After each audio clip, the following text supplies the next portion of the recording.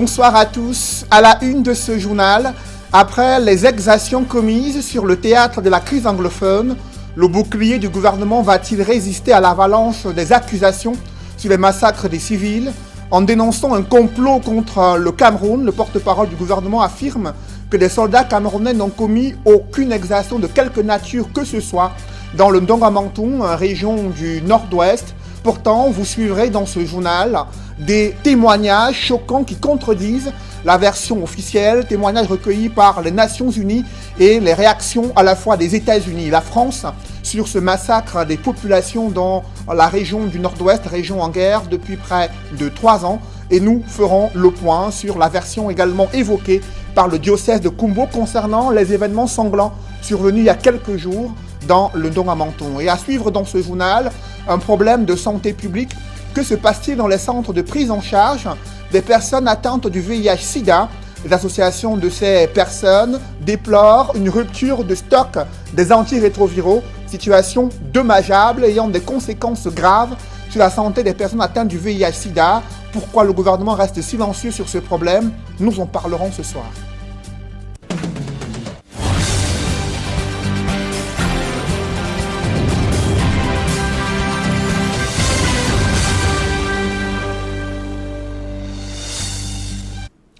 Merci de suivre cette édition complète de l'information sur Equinox Télévision. Le gouvernement s'inscrit en faux contre les accusations portées par des activistes politiques, organisations non gouvernementales et certains médias contre les forces de défense et de sécurité. Selon le ministre de la Communication, les soldats camerounais n'ont pas entrepris de façon délibérée de perpétrer des exactions de quelque nature que ce soit contre les populations civiles, reconnaissant néanmoins un incident ayant entraîné la mort de 5 victimes civiles, dont une femme et 4 enfants. Le porte-parole du gouvernement précise que c'est la conséquence malheureuse d'un incendie survenu lors des affrontements entre 6 soldats d'élite et un groupe lourdement armé des séparatistes dans le Ndongamantoum. Le ministre de la Communication, René Emmanuel Sadi, estime qu'au-delà de cet incident malheureux, la situation s'améliore dans les régions du nord-ouest et du sud-ouest. C'était un point de presse donné à Yaoundé. Le récit de la version officielle du gouvernement, c'est avec Guy Zogo. L'affaire du massacre des civils dans le nord-ouest récemment interpelle le gouvernement qui vient de s'exprimer via une conférence de presse de son porte-parole pour indiquer qu'il n'y a pas eu de mort. Il n'y a pas eu 22 villageois, dont 14 enfants, tués par les forces camerounaises de défense et de sécurité en Garbou. Selon René Emmanuel Sadi, il s'agit d'accusations peu crédibles répandues par des activistes sécessionnistes et certains médias. Le gouvernement s'inscrit donc en faux contre les accusations fantaisistes et gratuites portées par des activistes politiques, par les commanditaires des bandes armées sécessionnistes, par des organisations non gouvernementales, ainsi que par certains médias nationaux et internationaux contre nos forces de défense et de sécurité. À en croire le patron de la communication au Cameroun, il n'existe aucune entreprise délibérée des forces de défense camerounaises pour commettre des exactions dans le nord-ouest et le sud-ouest. En aucun cas dans le nord-ouest et le sud-ouest, nos forces de défense et de sécurité n'ont entrepris délibérément de perpétrer des exactions de quelque nature que ce soit contre les populations civiles au service desquelles elles sont commises. Du point de vue du porte-parole du gouvernement, il est question en réalité de manœuvres pour nuire au Cameroun après les élections municipales et législatives. Le gouvernement camerounais dénonce avec force toutes ces manœuvres dont la finalité est de nuire à l'image du Cameroun et de jeter systématiquement l'anathème sur nos institutions et notre armée au moment même où viennent de se dérouler avec succès, transparence et équité sur l'ensemble du territoire national, les opérations de vote relatives au double scrutin législatif et municipal du 9 février 2020. Du coup, le gouvernement appelle la communauté internationale à se montrer vigilante sur le Cameroun. Le gouvernement camerounais en appelle particulièrement à la vigilance de la communauté internationale au regard du flux des fausses informations diffusées de façon pernicieuse à travers les masses médias classiques et cybernétiques dans le but de nuire au Cameroun. Reste que la polémique n'est pas retombée dans cette affaire. Le gouvernement avait semblé concéder 5 morts jusqu'ici à la suite d'affrontements entre les forces de défense et les sécessionnistes, ponctués par l'explosion d'un dépôt de carburant. Après cette version officielle du gouvernement sur les épisodes sanglants de la guerre dans la région du Nord-Ouest, les agences des Nations Unies révèlent un bilan 5 fois plus important, parlant d'une vingtaine de morts, dont essentiellement des civils, des femmes et enfants. D'autres familles rencontrées sur le théâtre de la crise anglophone affirment avoir perdu au moins 15 de leurs membres dans ces événements sanglants survenus dans le Ndongamantoum, région du Nord-Ouest. Dès lors, la polémique enfle sur le bilan humain de ces épisodes sanglants d'une opération de sécurisation menée dans cette partie du Cameroun. Le point avec Jean-Paul Chouniat. Plus de 72 heures après les massacres de Ngarbou au village Ntumbo, la guerre des chiffres fait polémique sur le nombre exact de morts enregistrés. Dans une sortie publique, le ministre de la Communication porte-parole du gouvernement René Emmanuel Sadi a déclaré un bilan officiel de 5 morts. Pourtant, les Nations Unies évoquent une vingtaine de personnes tuées. Selon les informations de nos collègues de l'ONU sur le terrain, parmi les 23 personnes tuées se trouvent 15 enfants de 9 de moins de 5 ans. Dans cette querelle des chiffres, des membres se réclamant de 2 familles distinctes que vous allez écouter dans une bande sonore déclarent avoir perdu plus d'une dizaine de personnes. Le premier, c'est un homme. Il fait état de 9 personnes tuées dans sa famille. Arrivés, ils ont toqué la porte, sorti ma sœur et l'ont abattue, ainsi que ses 2 filles et 6 autres personnes, 9 membres d'une même famille.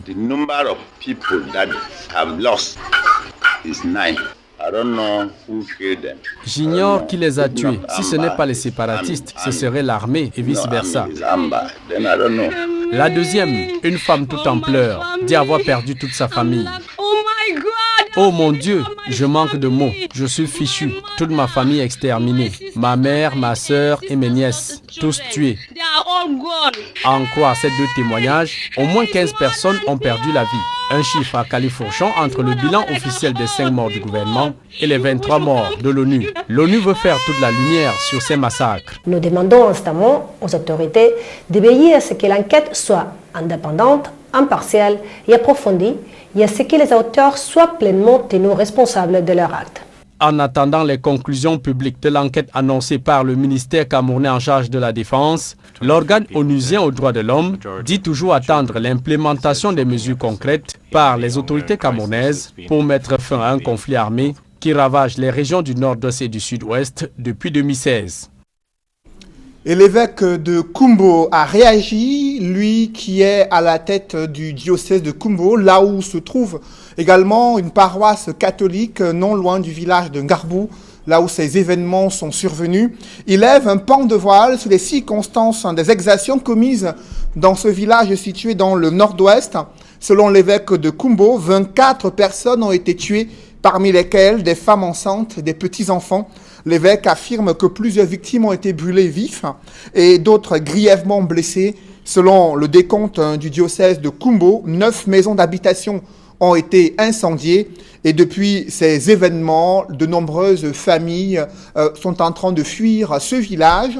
Dès lors, l'évêque de Kumbo a déclaré la journée de vendredi 21 février 2020, journée de prière dans tout le diocèse de Kumbo pour les victimes des événements sanglants de Ngarbou, lui qui appelle les chrétiens catholiques à s'indigner contre ces épisodes sanglants de la guerre dans la région du Nord-Ouest, tout en les appelant également à faire preuve de solidarité à l'endroit des déplacés de ce village. Les États-Unis également réagissent à travers le sous-secrétaire d'État américain en charge des affaires africaines, Tiber Nash, a donné la position officielle de son pays, position relayée par l'ambassade des États-Unis au Cameroun. Les États-Unis condamnent le meurtre des civils en Gbagbo et présentent leurs condoléances aux familles des victimes. Les États-Unis d'Amérique demandent au gouvernement d'autoriser une enquête indépendante, de garantir la protection des civils et de traduire les coupables en justice. La violence doit cesser, s'expriment ainsi les États-Unis d'Amérique à travers le sous-secrétaire d'État américain et l'ambassade des États-Unis au Cameroun sur leur compte Twitter et compte Facebook. La France également s'est exprimée après ces événements à travers le porte-parole du Quai d'Orsay qui condamne les violences qui ont entraîné la mort d'un grand nombre d'habitants d'un village situé dans la région du Nord-Ouest. Parmi ces victimes figurent des enfants. La France présente ses condoléances aux familles des victimes ainsi qu'au peuple camerounais. Selon le porte-parole du ministère français des Affaires étrangères, Paris demande que toute la lumière soit faite sur ces événements tragiques et que les responsables répondent de leurs actes, s'exprime ainsi la France. Un footballeur camerounais, une légende du football mondial, n'est pas resté indifférent à ces événements survenus dans le département du Dongamanton, région du Nord-Ouest. Samuel Eto'o était en visite chez le président directeur général du groupe Equinox. Après leur échange entre Samuel Eto'o et Séverin Ntchounke, il a tenu à appeler les Camerounais à aller au-delà de ces querelles afin d'être plus optimistes et de promouvoir le vivre ensemble au Cameroun, lui qui estime que les Camerounais doivent surmonter ces difficultés pour permettre à ce pays d'être toujours l'Afrique en miniature, véritable référence sur le continent africain. Je vous propose d'écouter Samuel Eto'o fils, légende du football mondial, qui était en visite dans les locaux d'Equinox Télévision.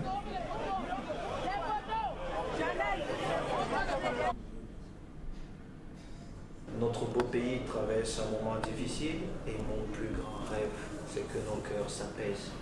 C'est vraiment qu'on retrouve le vivre ensemble qui nous a toujours caractérisés et qu'on a toujours enseigné aux autres nations. Le Cameroun, c'est un pays spécial qui nous appartient tous. Nous ne sommes pas parfaits, moi en premier, qu'il a été.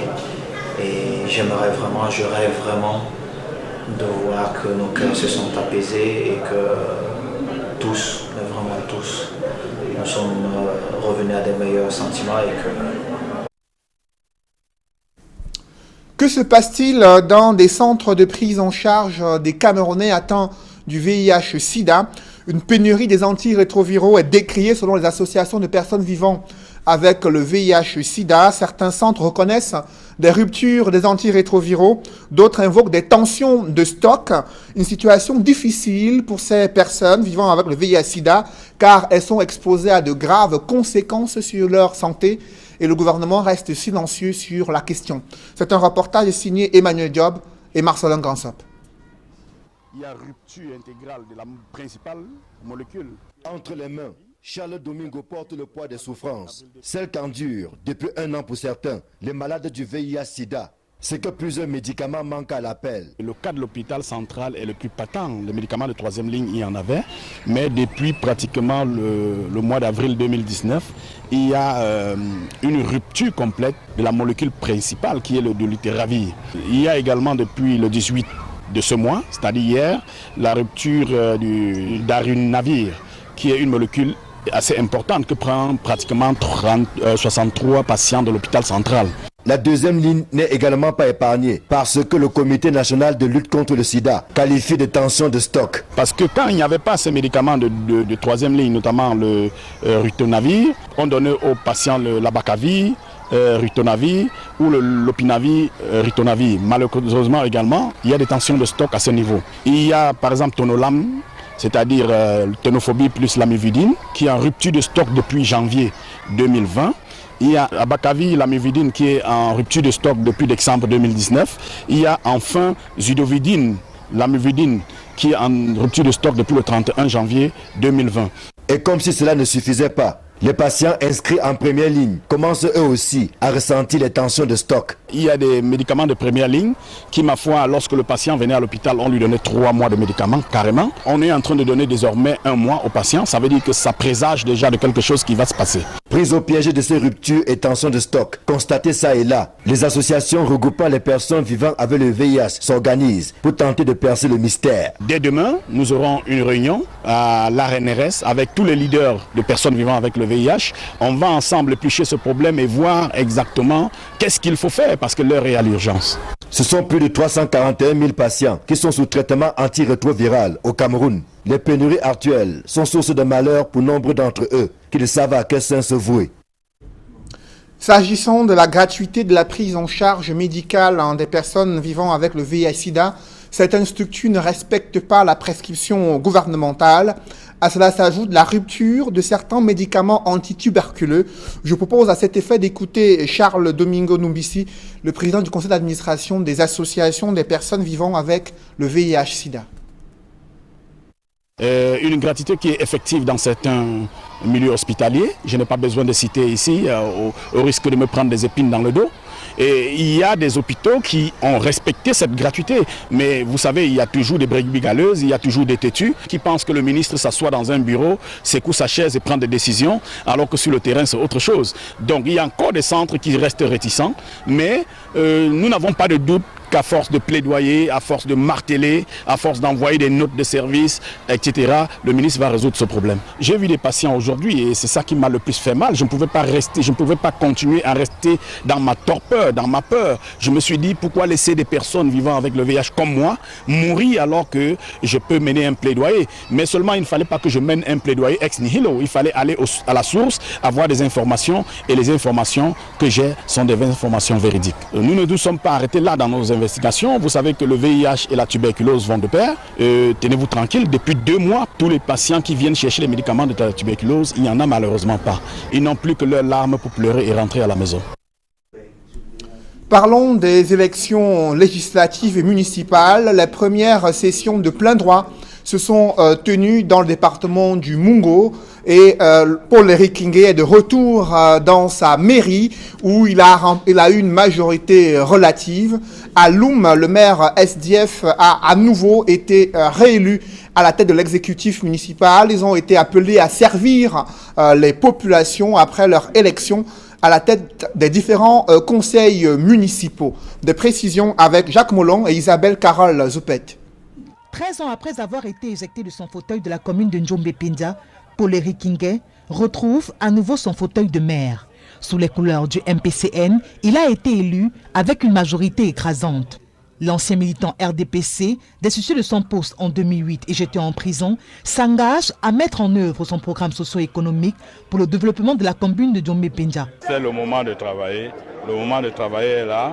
Les résistances populaires vont s'arrêter le jour de l'installation et après il faudra se mettre au travail. Les problèmes existentiels, les problèmes de l'eau, les problèmes de lumière et à terme les problèmes de santé, mais surtout et surtout les problèmes de route, parce que c'est l'un des ventres mous de notre commune. Et dans la ville de Loum, tout à côté, Guy Wambo du Social Democratic Front remporte un 2e mandat consécutif en obtenant 19 voix contre 16. Il remercie la population de lui permettre de poursuivre sa lutte pour l'amélioration de leur cadre de vie. Donc je voudrais dire que je suis un homme fier et un homme heureux, surtout heureux de servir ma population. Donc moi je voudrais dire aux populations de Loum de rester tranquilles parce que l'expérience que j'ai aujourd'hui de la gestion de la mairie, je vais remettre un peu plus d'ardeur au travail pour que ce que j'avais fait hier à 10, que nous retrouvons aujourd'hui peut-être à 20. Et dans la commune de Mbanga, c'est la première fois qu'une femme prend les commandes de cette municipalité. Il s'agit d'Henriette Ndalé du Rassemblement démocratique du peuple camerounais. Satisfaction pour moi et pour un mandat de décentralisation que nous sommes en train de mettre en place. Il était de bon ton qu'une femme fasse ses preuves.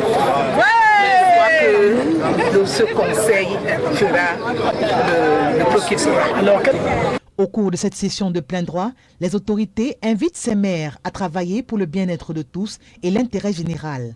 Il faut que les gens travaillent, il faut que les gens réalisent leurs promesses, il faut que les gens mettent les populations à l'aise. Notre raison d'être, c'est le bien-être des populations. Après être élus, ces nouveaux maires prendront officiellement fonction après la cérémonie d'installation. Et parlant des fraudes électorales observées notamment à Kekem, il y a des précisions qui viennent d'être faites. Accusé d'avoir orchestré la fraude à Kekem lors du double scrutin, l'homme d'affaires Néossi a donc été disculpé par un homme qui se présente comme l'auteur de ce voice qui a inondé les réseaux sociaux. Pour autant, le patron de l'Union des mouvements socialistes n'en démord pas et affirme que grâce à cette révélation, ils ont pu mettre des stratégies pour limiter la fraude électorale dans le département du Honkam. Des précisions avec Emmanuel Diop et Gizogo. Allô? Oui, je vous écoute, président. Oui, je demandais si, monsieur, je demandais que si au niveau de l'ECAM, là, vous avez, à votre niveau, est-ce que vous avez pris les dispositions pour les dire ce qu'il faille faire pour gérer le bureau de vote? Un voice devenu viral sur les réseaux sociaux faisait état, lors du double scrutin du 9 février dernier, d'une manœuvre de fraude électorale orchestrée par un homme d'affaires à Kekem, dans l'ouest du Cameroun. Pourtant, aujourd'hui, un candidat de l'Union des mouvements socialistes, UMS, aux élections municipales dans cette localité, affirme en être l'instigateur. Le VOS, que d'aucuns entendent et ils disent que c'est M. Néossi qui a fait le VOS, c'est moi chez nous aussi qui avait fait le VOS. La preuve en est que ce n'est pas avec le numéro de téléphone de M. Néossi qu'on a fait ce VOS. Voilà la première preuve. La deuxième preuve, ce n'est pas la même voix. La troisième preuve, maintenant, le chef d'antenne Elecam, à qui je causais avec lui, n'a pas le numéro de téléphone du PDG, M. Néossi, Emmanuel. Célestin Chenossi raconte dans le menu comment il s'y est pris pour réaliser ce voice. Quand je l'appelle, je dis, c'est le président. Celui qui dit, ah, monsieur le président, était ici jusqu'à on a tout planifié. Puisque je venais pour un soupçon, le filet, le poisson était dans le filet. C'est là où j'ai donc compris qu'il y avait anguille sur roche. Et puis pendant ça, le PDG ne connaît rien, puisque si le PDG connaissait quelque chose, le chef d'antenne Elecam devait avoir son numéro de téléphone.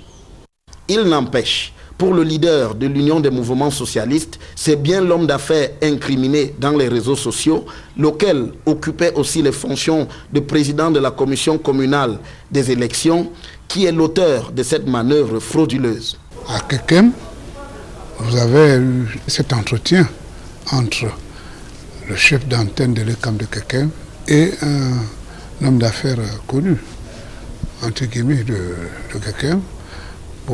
Et cet entretien était relatif à la préparation de la fraude. Ce qui tout de même, se réjouit le leader de l'UMS, aura permis à ce parti de faire face à la machine de la fraude à Kekem. Nous avons pu, à partir de cet entretien, maîtriser la fraude dans le jour des élections. Mais le mal était déjà fait. Il y a eu fraude, mais pas à cette dimension. Mais aujourd'hui, ce qui nous reste à faire, c'est de nous pencher du côté du Conseil constitutionnel. Pour le moins, Kekem se retrouve donc au centre d'une affaire emblématique de fraude aux élections de 2020. Un nouvel incident, bavure, s'est produit cette fois-ci à Bamenda, dans la région du Nord-Ouest. Le ministre de la Défense fait savoir que l'incident avec mort d'homme est survenu ce jour vers 10h à Mankon, dans la ville de Bamenda, département de la Meusam, région du Nord-Ouest. Selon le ministre de la Défense, lors d'une patrouille de la base aérienne 501 qui traquait précisément un groupe de terroristes sécessionnistes, un véhicule de marque Toyota Tercel a pris la fuite après un refus d'obtempérer, obligeant la patrouille à se lancer à sa poursuite.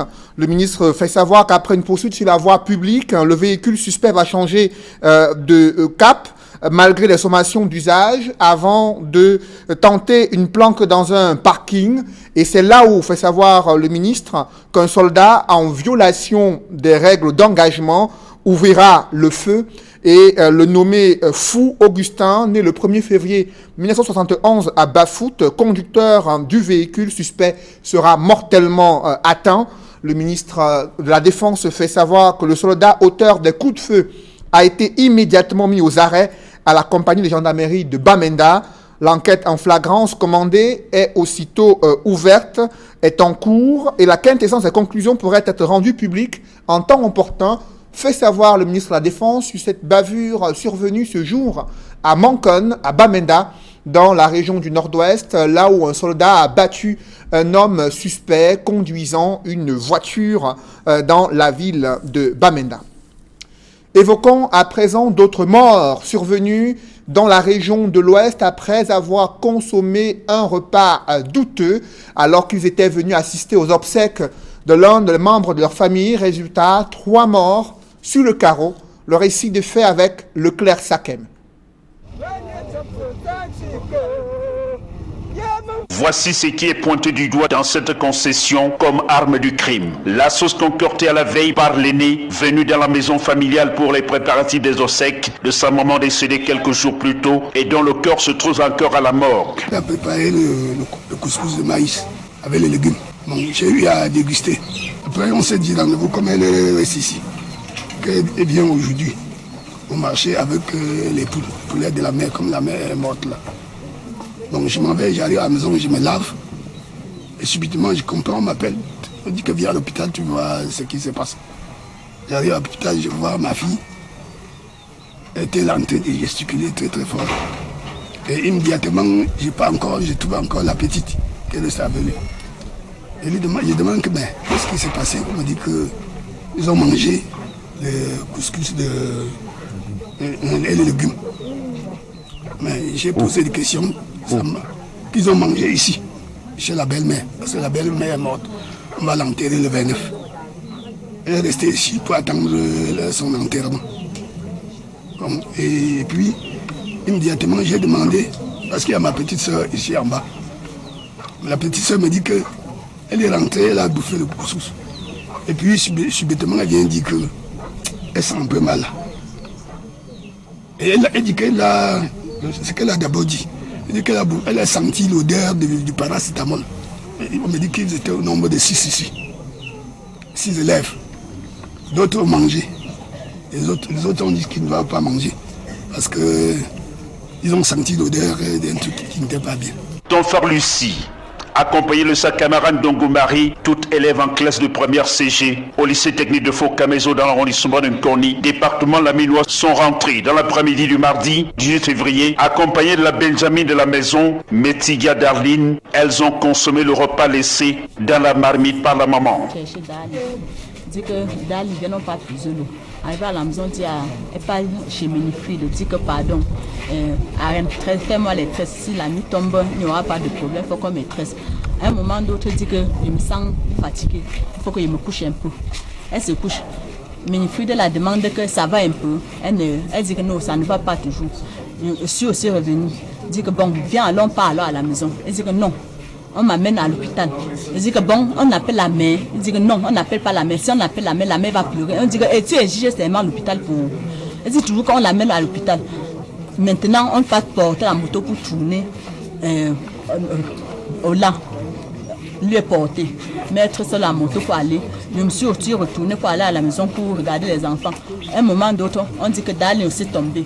Je porte aussi Dali, je stoppe une moto pour qu'on m'amène aussi à l'hôpital. Les efforts conjugués par les médecins pour leur sauver sont restés vains. Les corps de ton frère Lucie, 20 ans, Dongomari, 20 ans et Darline, 5 ans, ont été déposés à la morgue de l'hôpital du district de Tchang. L'enquête diligentée par la brigade de Nkoni permettra de faire la lumière sur ces morts. Une partie de la sauce a été emportée par les médecins pour plus d'analyse. Dans l'escale internationale, en Afrique de l'Est, une invasion de criquets inquiète les populations et l'ONU.